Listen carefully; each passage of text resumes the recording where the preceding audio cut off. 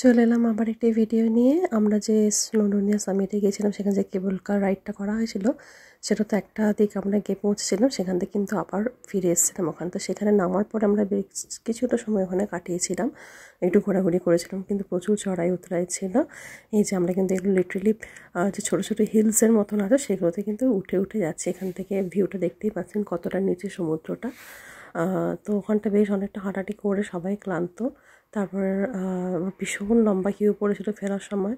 তো বাচ্চাদেরকে ব্যস্ত রাখার জন্য আমরা একটু আইসক্রিম নিয়ে টাইম পাস করছিলাম। কিউটা ছবি আর তোলা হয়নি, যেহেতু ওখানে অনেক লোকজন ছিল, তারা হয়তো অফেন্ডেড হতে পারতো, তাই জন্য আর সেটা ফটো বা ভিডিও কোনোটাই করা হয়নি। তো এরপর আমরা আবার কেবল কারে চড়ে আমরা কিন্তু এবার back to the same place.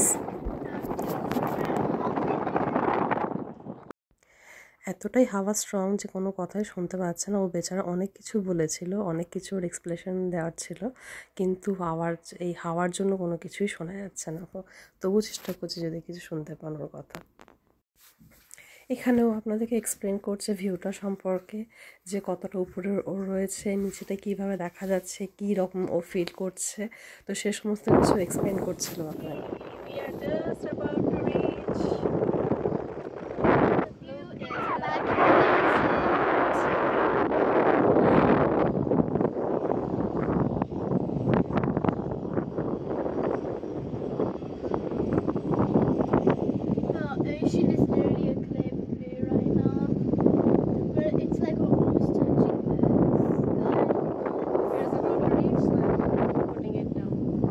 কেবল কার থেকে নামার পর ভিউ এত সুন্দর ছিল, যখন আমরা ফটো সেশন করতে স্টার্ট করে দিয়েছিলাম, তো বেশ কিছু ফটো আমরা তুলেছি, এর ভিডিওগুলো দেখেছেন আপনারা আগে।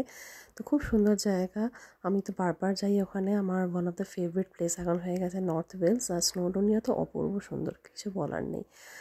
তো বাচ্চাদের সাথে সময় কাটানো খুব ভালো জায়গা একটা, আর খুব আনন্দ করেছি। এই ভিডিওটা